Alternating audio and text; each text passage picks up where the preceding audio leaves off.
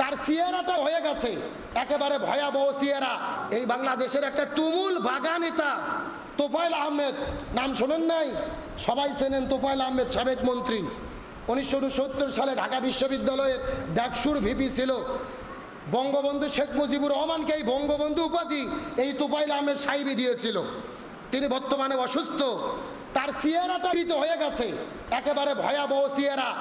Social মিডিয়াতে তার চেহারা দেখলে কলিজার ভেতরে ভয় ঢুকতেছে যে কি চেহারা আল্লাহর বানাই দিছে। একেবারে পুরো শরীরটা শুকে, চোখ মুখ শুকে, একেবারে চোখগুলো গোস্তের মধ্যে ঢুকে পড়েছে।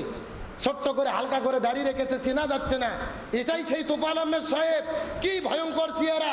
ফিরাউনের মতো আল্লাহ শুটকি বানাইয়া ফেলেছে। আজকে তিনি বেঁচে আছে, কিন্তু তিনি লাঞ্ছিত, জুলুম করেছে।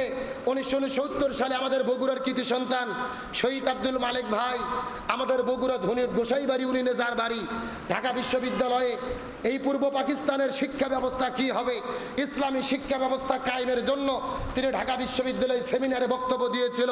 এই তোফায়েল আহমেদ, হাসানুল কিনু, রাশেদ খান মেনন তারা একত্রিত হয়ে আব্দুল মালেক ভাইকে ইট দিয়ে, মাটাতে বাড়ি দিয়ে পিটাইয়া পিটাইয়া, থেতলাইয়া থেতলাইয়া, গিরিল দিয়ে ডিল করে তার মাথা কানা করে আব্দুল মালেক ভাইকে শহীদ করে দিয়েছিল। আব্দুল মালেক ভাই শহীদ হয়েছে। এই বাংলাদেশ ইসলামী আন্দোলন যতদিন থাকবে, বাংলাদেশ যতদিন থাকবে, এই দেশের মানুষ তাকে স্মরণ রাখবে, তার জন্য দোয়া করবে। আর যারা জুলুম করেছে, অন্যায় করেছে, তারা বেঁচে থাকতেই এই জমিনে আল্লাহ তাদের ঘৃণিত করেছে। তারা মরার আগে মানুষ তাদেরকে দেখে ছি করতেছে, তাদের জন্য ঘৃণার বদদোয়া করতেছে। এটাই হলো দুনিয়ার খেলা। যারা দিনের পথে থেকে শহীদ হয়, আল্লামা সাঈদী জীবন দিয়েছে, সে ব্যর্থ হয়নি। বাংলাদেশ যতদিন থাকবে আল্লামা সাঈদীর নাম আর ভালোবাসা থাকবে। আর যারা জুলুম করেছে তারাই বিদায় নিয়েছে, লাঞ্ছিত হয়েছে, কিয়ামত পর্যন্ত তারা ঘৃণা পেতে থাকবে। তার মানে বোঝা গেল হকের পক্ষে থাকলে নির্যাতিত হইয়া জীবন দিলেও সম্মান দেয় কে? আর জালেম হইয়া, বাতিল হইয়া, ক্ষমতা পাইয়াও কোনো লাভ হয় না, বরং ঘৃণিত হতে হয়। এই জন্য আমরা যদি আল্লাহর পথে থাকি, আল্লাহর ইবাদত করি, আমাদের ভয় নাই। ক্ষুধা লাগলে খাদ্য কে দেবে?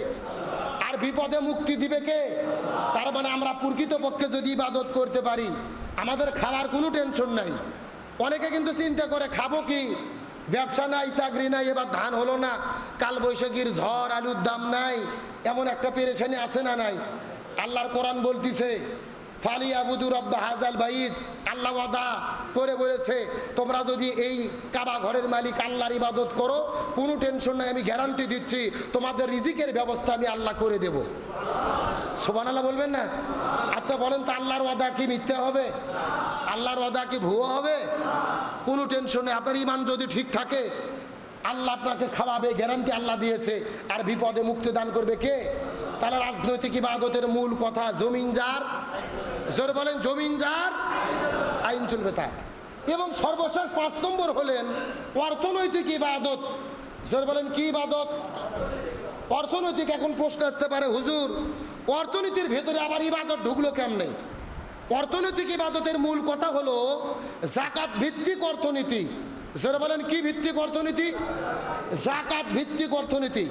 এখন বলেন বাংলাদেশে যে অর্থনীতি চলে এটা কি ভিত্তিক? কথা কয় না, সুদ ভিত্তিক। জোরে বলেন কি ভিত্তিক? সুদ ভিত্তিক। এখন এই সুদ ভিত্তিক অর্থনীতি দিয়ে আমরা যদি শান্তি কায়েম করতে চাই, জমিনে কি শান্তি হবে? এখন এই যাকাত যদি কায়েম করতে চাই, আমরা ওয়াজ করতেছি, বক্তারা, খতিবেরা, আমাদের ওয়াজ দিয়ে যাকাত কায়েম হবে? খতিবের খুতবা দিয়ে যাকাত কায়েম হবে? হুজুরের তাফসীর দিয়ে যাকাত কায়েম হবে? যাকাত কায়েম করতে গেলে কি লাগবে? সূরা হজের 41 নম্বর আয়াতে আল্লাহ বলেন, আল্লাযীনা ইম্মাক্কান্নাহুম ফিল আরদি আকামুস সালাহ ওয়া আতাউজ যাকাত ওয়া আমারু বিল মারুফ ওয়া নাহাউ আনিল মুনকার। কোন ইসলামী দল মুসলমান নাম পরিচয় দিয়ে যদি ক্ষমতায় যায়, 4 কর্মসূচি বাস্তবায়ন করতে হবে। 1 নম্বর নামাজ বাধ্যতামূলক করতে হবে, 2 নম্বর যাকাত ভিত্তিক অর্থনীতি কায়েম করতে হবে, 3 নম্বর ভালো কাজ চালু করতে হবে, 4 নম্বর মন্দ কাজ বন্ধ করতে হবে। তার মানে বোঝা গেল যাকাত চালু করতে গেলে ওয়াজ দিয়ে হবে না, রাষ্ট্রীয় পর্যায়ে ইসলাম কায়েম করতে হবে। রাষ্ট্রের সরকার যদি ইসলামী সরকার না হয়, যাকাত কায়েম হবে? 1.5 বছর চলে গেল, ডক্টর ইউনূস, আমরাই তো ক্ষমতা বসাইছিলাম ভোট ছাড়া। জাকাত চালু করছে? কথা কন না কে? ডক্টর ইউনূস জাকাত চালু করবে, ও নিজেই হলো সুদের মাস্টার। কথা কন না কে? ও নিজে কিসের মাস্টার? ডক্টর ইউনূস নিজেই সুদের মাস্টার, ও জাকাত চালু করবে? বর্তমান সরকার যারা আছে এরা কি জাকাত চালু করেছে? চালু করেনি, করবেও না। বরং বিএনপির নতুন এমপি নীলুফার চৌধুরী মনি ও বক্তব্য দিয়েছে যে জাকাতের চাইতে চাঁদাবাজি করে খাওয়া ভালো। জোরে কোন সুবহানাল্লাহ। কি এ জোরে কোন নাউজুবিল্লাহ। কত বড় তাজ্জব কথা চিন্তা করে দেখছেন? বলতেছে জাকাতের চাইতে চাঁদাবাজি করে খাওয়া ভালো। নাউজুবিল্লাহ জোরে বলেন, জোরে বলেন তো। জাকাতকে ফরজ করেছে কে? আল্লাহ কোরআনের 82 জায়গার মধ্যে বলেছে আকিমুস সালাহ ওয়া আতুজ যাকাত, নামাজ কায়েম করো, যাকাত প্রদান করো। তার মানে যেখানে নামাজের কথা ওখানে যাকাতের কথা আছে না নাই? আল্লাহর কোরআন বলছে বুনিয়াল ইসলাম, রসুল বলেছে হাদিসে, রসুল আরবি হাদিসে বলেন বুনিয়ানুল ইসলাম আলা খামস, ইসলাম 5টা বুনিয়াদের উপরে প্রতিষ্ঠিত। 1 নম্বর লা ইলাহা ইল্লাল্লাহ মুহাম্মাদুর রাসূলুল্লাহ, 2 নম্বর ইকামাতুস সালাত ওয়া ইতাবুজ যাকাত ওয়াল হজ্জ ওয়া সাওমু রমাদান। 1 নম্বর কালেমা, 2 নম্বর নামাজ, 3 নম্বর যাকাত, 4 নম্বর রোজা, 5 নম্বর হজ। 5টা স্তম্ভের উপর ইসলাম প্রতিষ্ঠিত, তার মধ্যে অন্যতম হলো যাকাত। আর এই বাটপাড়া বলতেছে যাকাতের চাইতে চাঁদাবাজি ভালো। যাকাত হলো ফরজ আর চাঁদাবাজি হলো হারাম। যেরকম চাঁদাবাজি কি? তার কারণ চাঁদাবাজি তো জুলুম করা, জোর করে নেওয়া। ও হারামত তুলনা করছে ফরজের সাথে। নিঃসন্দেহে যারা বলে যাকাতের চাইতে চাঁদাবাজি ভালো, কোরআনের বিধানকে লঙ্ঘন করেছে, যাকাতকে ছোট করে দেখেছে, কুফরি করেছে। একে কালেমা পড়ে তওবা করে ক্ষমা চেয়ে আবারও মুসলমান হতে হবে। আপনি বিএনপি দল করেন, জামাতের বিরুদ্ধে কোন, আমার কোনো আপত্তি নাই। আপনি জামাত করেন, বিএনপির বিরুদ্ধে বলেন, কোনো সমস্যা নাই। তবে ইসলামী কোনো বিধানের ব্যাপারে আপনি কথা বলবেন, এটা মুসলমানেরা সহ্য করবে। যাকাতকে ফরজ করেছেন কে? তাহলে ইবাদতের 5 নম্বর অর্থনৈতিক ইবাদত। অর্থনৈতিক ইবাদতের মূল ভিত্তি কি? যাকাত ভিত্তিক অর্থনীতি। সবাই বলেন অর্থনৈতিক ইবাদতের মূল ভিত্তি কি? আর যাকাত যদি কায়েম হয়ে যায় এই জমিনের মধ্যে শান্তি দান করবেন কে? আমার প্রিয় বন্ধুগণ, মুসলমান ভাইরা গভীর মনোযোগ লক্ষ্য করুন। কোনো দিকে নজর নাই, কোনো দিকে তাকাতাকি নাই। আল্লাহ যদি জমিনের মধ্যে যাকাতের বিধানটা কায়েম হয়ে যায়, এই জমিনের মধ্যে আল্লাহ তাআলা কেমন ভাবে শান্তি দান করবেন। অর্ধ পৃথিবীর খলিফা আমির আল মুমিনিন খলিফাতুল মুসলিমিন হযরত ওমর ফারুক রাদিয়াল্লাহু তাআলা অর্ধ পৃথিবীর খলিফা হওয়ার পরে কোরআন নামক সংবিধান দিয়ে রাষ্ট্র পরিচালনা করা শুরু করেছেন। এই জমিনের মধ্যে যাকাত কায়েম হয়ে গেছে। যাকাতের ভিত্তিতে অর্থনৈতিক ব্যবস্থাটা পরিচালিত হয়।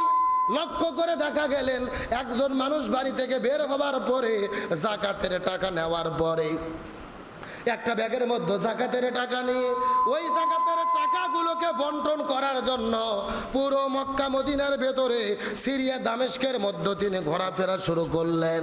ঘোরাফেরা করতে করতে 1 সপ্তাহ ধরে ঘোরাফেরা করেছে, কিন্তু যাকাতের টাকা দেবে এমন মানুষ তিনি খুঁজে পায়। কয়দিন ধরে ঘোরাফেরা করছেন? আরো জোরে বলেন। 1 সপ্তাহ ধরে ঘোরাফেরা করার পরে যাকাত দেওয়ার মতো যখন লোক খুঁজে পেলেন না, তিনি মরুভূমির মধ্যে ঘুরতে ঘুরতে দৌড়াইতে দৌড়াইতে লক্ষ্য করে দেখতে পারলেন মরুভূমির ভেতরে একটা খেজুর গাছের নিচে একজন মানুষ মাথার মধ্যে বস্তা দিয়ে শুয়ে আছে। এই মানুষটা মনে মনে চিন্তা করলেন ওই মানুষটা মনে হয় গরিব মানুষ হবে। যাকাতের টাকা মাথার মধ্যে বস্তা মাথার মধ্যে দিয়ে ওই গাছের নিচে তিনি ঘুম পাচ্ছে। এই লোকটা মনে হয় গরিব মানুষ হবে, তাকে যাকাতের টাকা দেওয়া যাবে। এই মানুষটা দৌড়াইয়া যাওয়ার পরে ওই লোকটাকে লক্ষ্য করে সালাম দিয়েছে, আসসালামু আলাইকুম ওয়া রাহমাতুল্লাহ। ওই লোকটা লাফ দিয়ে উঠে বলতেছে নাউজুবিল্লাহ। কি বলছেন? সালাম দেওয়া সুন্নাত, কিন্তু সালামের জবাব দেওয়া। এই লোকটা সালাম দিলেন, কিন্তু ওই লোকটা বললেন নাউজুবিল্লাহ। এই লোকটা রেগে গিয়ে বললেন, ভাই আমি আপনাকে সালাম দিলাম, কিন্তু আপনি সালামের জবাব না দিয়ে নাউজুবিল্লাহ কেন বললেন? তার কারণ জানতে চাই। ওই লোকটা ডাক দেয়া বলে, ভাই রে আমি বড় বিপদে পড়েছে। এই যে মাথার মধ্যে বস্তা দেখতেছ, এই বস্তার মধ্যে জাকাতের টাকা রয়েছে। এই জাকাতের টাকা আমি নেওয়ার পরে এই পুরো মক্কা মদিনার ভেতরে, সিরিয়া দামেস্কের ভেতরে 1 মাস ধরে ঘোরাফেরা করতেছে। এই জাকাতের টাকা দেব এমন লোক কিন্তু আমি খুঁজে পাই নাই। এই লোকটা 7 দিন ধরে ঘোরাফেরা করতেছে, ওই লোকটা 1 মাস ধরে ঘোরাফেরা করতেছে, তারপরও জাকাত দেওয়ার মতো লোক ওই দুনিয়ার মধ্যে ছিল না।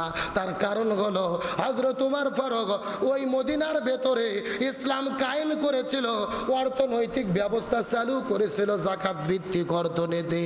এখান থেকে বোঝা গেল এ মুসলমান ভাইরা, এই বাংলার জমিনে 90% মুসলমান, এই দেশের ভেতরেও কোরআন যদি চালু হয়ে যায় আর বাংলাদেশে যদি জাকাতের অর্থনীতি কায়েম হয়ে যায় আর সবাই যদি হিসাব করে জাকাতের টাকা দেয়, এই দেশের ভেতরেও জাকাত নেওয়ার মতো কোনো লোক খুঁজে পাওয়া যাবে না। সুবহানাল্লাহ বলবেন না?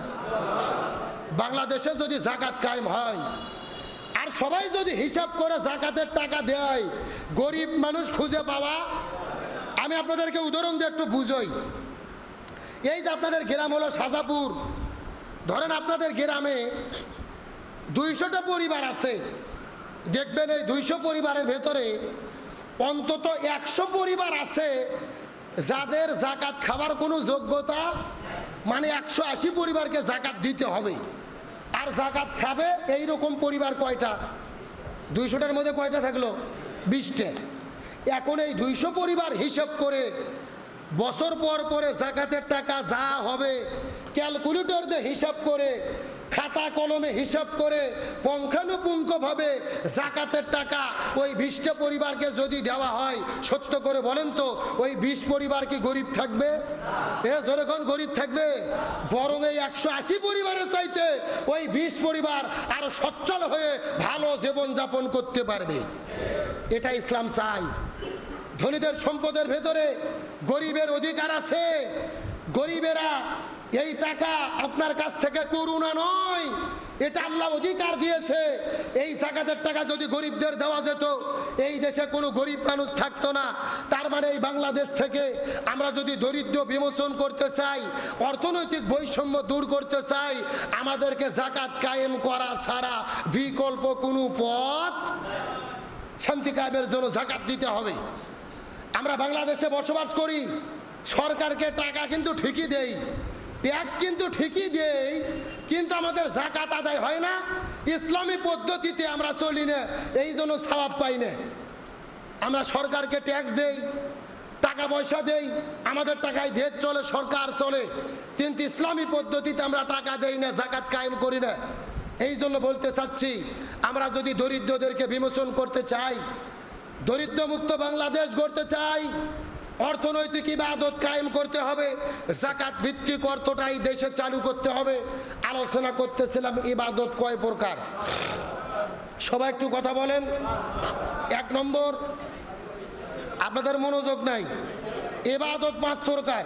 1 নম্বর ব্যক্তিগত ইবাদত, 2 নম্বর পারিবারিক ইবাদত, 3 নম্বর সামাজিক ইবাদত, 4 নম্বর রাজনৈতিক ইবাদত, 5 নম্বর অর্থনৈতিক ইবাদত। চিৎকার করে বলেন ইবাদত কত প্রকার? 1 নম্বর, 2 নম্বর, 3, 4, 5 অর্থনৈতিক ইবাদত। এখন একটা গবেষণা দেখেন, আমাদের পুরোটা জীবন এই 5টা প্রকার ছাড়া কিন্তু নাই। আমার জন্ম থেকে শুরু করে মৃত্যু পর্যন্ত আমরা আমাদের পুরো জীবনকে যদি ভাগ করি, এই 5 প্রকারের ভেতরে আছে না নাই?